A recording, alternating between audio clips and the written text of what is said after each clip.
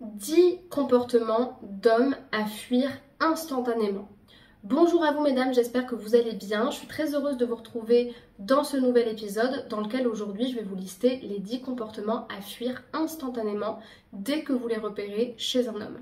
Si vous ne me connaissez pas, je me présente, je m'appelle Chloé Mercart, je suis coach de vie certifiée, maître praticienne en programmation neurolinguistique et également en hypnose ericksonienne.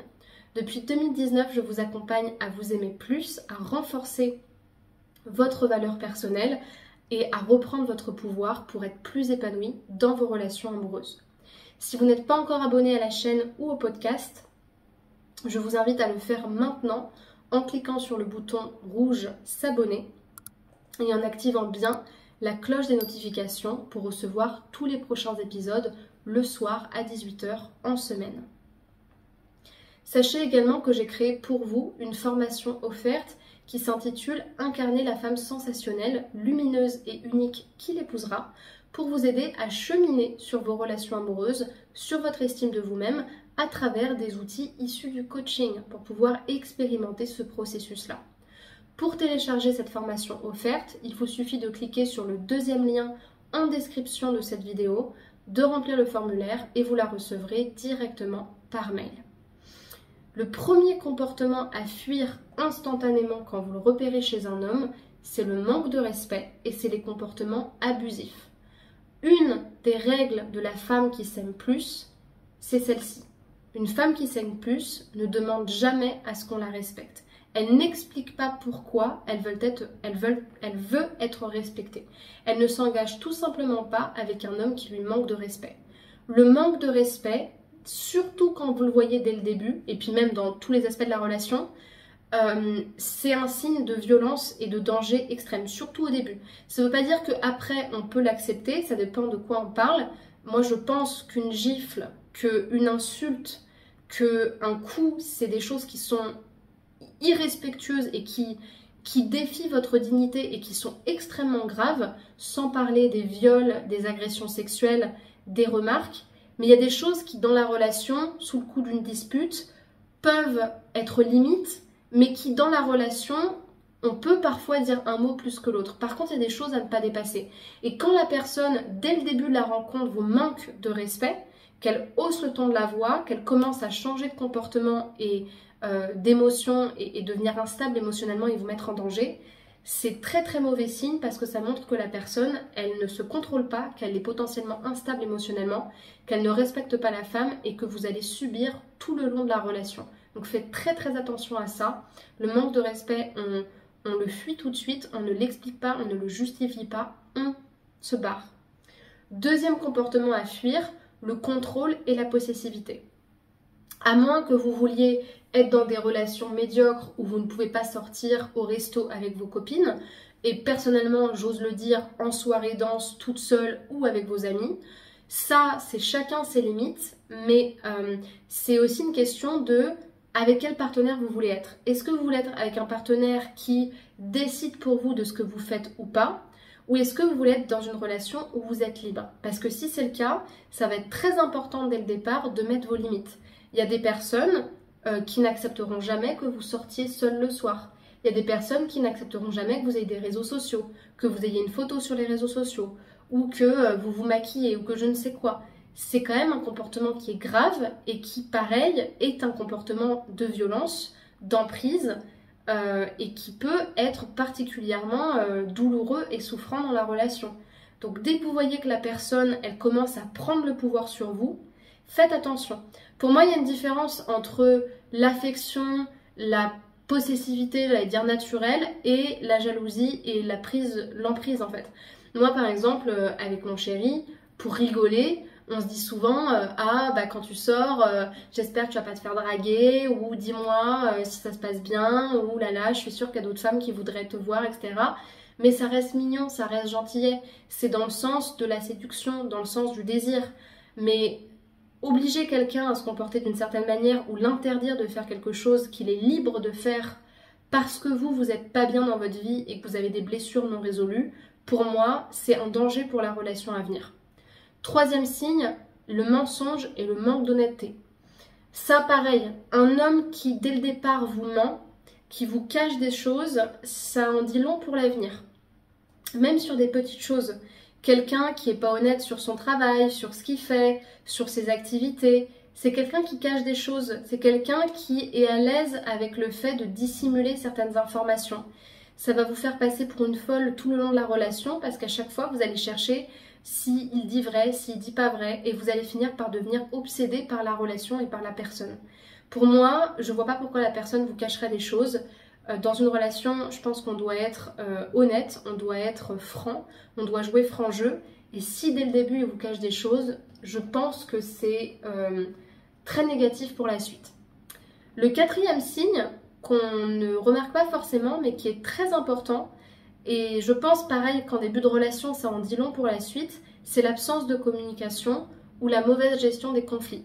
Quelqu'un qui va fuir les conflits, quelqu'un qui va fuir les discussions, quelqu'un qui ne va pas participer au débat du couple pour trouver des compromis, pour parler des choses qui ne vont pas, pour dire ses sentiments, pour vous écouter. Quelqu'un qui va péter un câble quand vous lui dites quelque chose et qui, dès lors qu'il va être en colère, va être incapable de gérer ses émotions. Fuyez. Parce que ça peut être un signe de passage à l'acte et parce que, en fait, vous allez trimer toute la relation, vous allez la porter sur votre dos et en fait, vous allez être toute seule.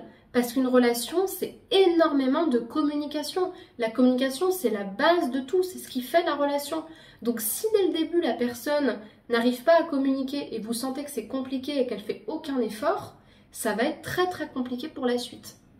Le cinquième signe, c'est l'instabilité émotionnelle, l'inconstance et l'indécision.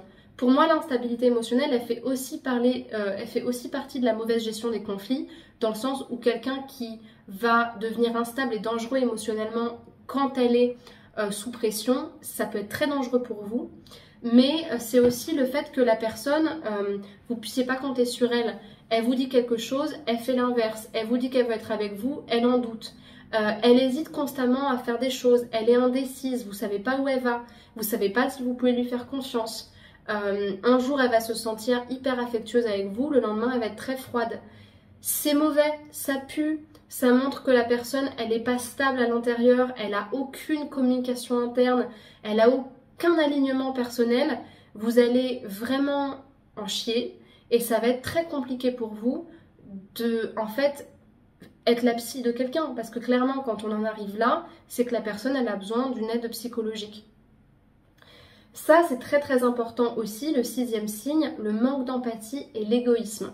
Alors, bon, ça c'est un trait de caractère, mais je pense que, voilà, il y a des personnes qui sont plus égoïstes que d'autres, mais je pense que c'est quelque chose qui peut vous faire souffrir. Parce que d'être avec quelqu'un qui ne vous soutient pas, qui ne vous écoute pas, qui minimise ce que vous lui dites parce que ses problèmes sont toujours plus importants que les vôtres, et qui en fait n'a juste pas vraiment d'intérêt à ce que vous lui racontez, parce que c'est pas très important, parce que c'est vous, et que quelque part le plus important c'est qu'elle règle ses problèmes et que vous soyez là pour la soutenir, je pense que ça va être douloureux pour vous dans la relation parce que les choses n'iront que dans un sens. Et ça peut être très dur aussi à vivre. Alors ça, malheureusement, c'est pas la réalité pour toutes les femmes. Et je pense que ça dépend aussi. Mais l'infidélité, moi j'aurais tendance à vous dire, surtout au début. Parce que après, bon, on a tous des positionnements différents. Moi, je pense qu'une erreur de parcours, ça peut arriver, c'est très dur. Je touche du bois pour que ça ne m'arrive pas dans mon couple.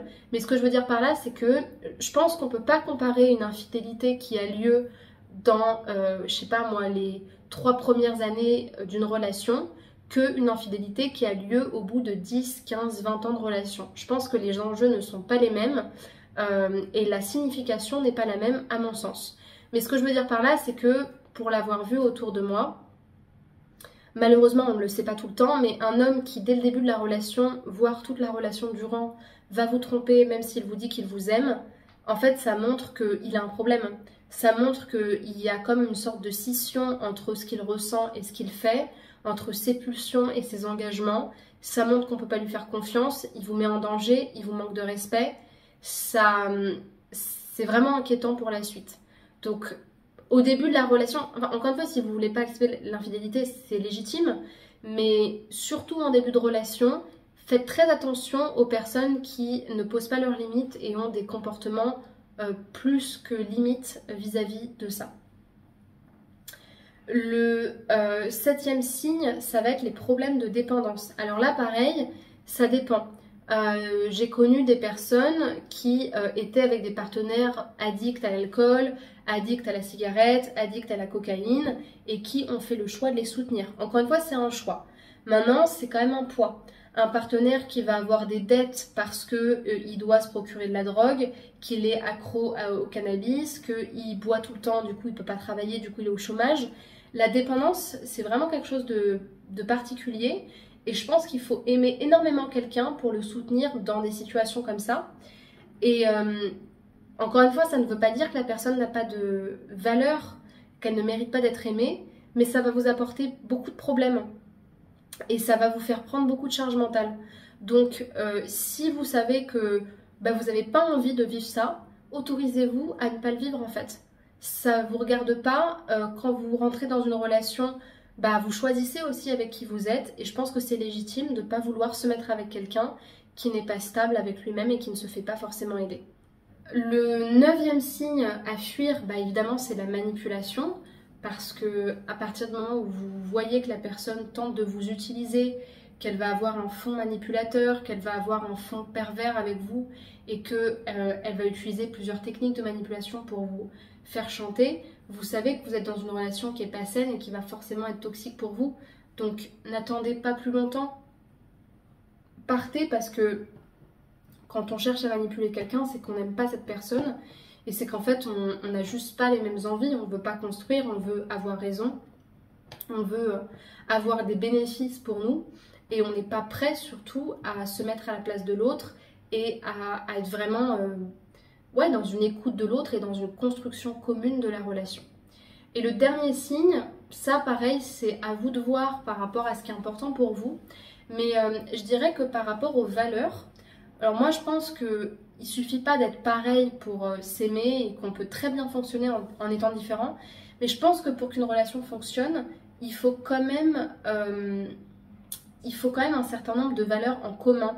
Certaines valeurs principales en tout cas. Ça peut être par exemple des valeurs liées à la famille, liées au mariage. Ça peut être des valeurs concernant, je sais pas, la manière de vivre sa carrière, la manière de voyager. Ça dépend, ça peut être aussi des valeurs liées à la personnalité. Comme par exemple le travail ou le fait d'être sociable ou la tendresse par exemple. Mais si vous sentez qu'il y a des valeurs principales sur lesquelles vous ne vous rencontrez pas, je pense que c'est intéressant de se demander, tiens, est-ce que je vais pouvoir évoluer avec cette personne en me sentant épanouie s'il y a quelque chose d'important pour moi que la personne ne partage pas et ne souhaite pas partager et sur laquelle elle ne souhaite pas progresser. Ça me semble vraiment être quelque chose d'important. Parce que le but, c'est pas que vous vous rendiez compte 5 ans après qu'en fait, vous n'arrivez plus à évoluer parce qu'une de vos valeurs principales n'est pas satisfaite. Donc pour moi, c'est quelque chose vraiment sur lequel il faut, à mon sens, vous questionner. J'espère que cette vidéo vous aura plu. Si c'est le cas, je vous invite à me laisser un pouce vers le haut et un commentaire si vous avez envie que j'analyse votre situation et que je réponde à vos questions. Ça me ferait très plaisir. Et si vous avez besoin de faire 1, 2 ou quelques séances de coaching avec moi sur votre sujet problématique par rapport à un doute concernant une personne, besoin d'éclaircir une situation, c'est tout à fait quelque chose qu'on peut travailler ensemble en coaching. Donc pour ce faire, je vous invite à cliquer sur le premier lien dans la description de cette vidéo, à réserver votre appel de 15 minutes avec moi pour qu'on prenne contact, qu'on définisse quel est votre objectif, que je vous explique comment est-ce que je travaille et qu'on planifie une première séance. Donc pour info, vous allez être redirigé vers la page de présentation de mes coachings et dans cette page, vous aurez que des boutons qui vous permettent de réserver à chaque fois le même entretien avec un formulaire à remplir. Si vous souhaitez travailler sur votre dépendance émotionnelle et votre manque d'estime de vous, sachez que j'ai un programme complet à ce sujet qui s'appelle Confiante, indépendante et envoûtante. Et ce programme, il est disponible dans la description. Donc vous cliquez sur le 3e lien en description et vous pourrez regarder si c'est un programme qui vous correspond ou non. Et pour terminer, je vous invite à regarder aussi dans la description puisqu'il y a 5 petits programmes très ciblés de quelques heures sur des sujets précis et vraiment accessibles pour vous permettre de vous aiguiller sur des sujets précis comme l'estime de soi, les relations amoureuses ou encore les relations toxiques par exemple. Tout est en description. Je vous remercie pour votre attention, je vous souhaite de prendre soin de vous et de me rejoindre sur les réseaux sociaux, Instagram, Facebook, YouTube, Spotify, TikTok, où je suis présente, réactive pour répondre à vos messages privés et où je vous attends en masse pour qu'on soit une communauté grandissante de jour en jour. Prenez soin de vous, à très bientôt et à la prochaine pour une prochaine vidéo. Au revoir.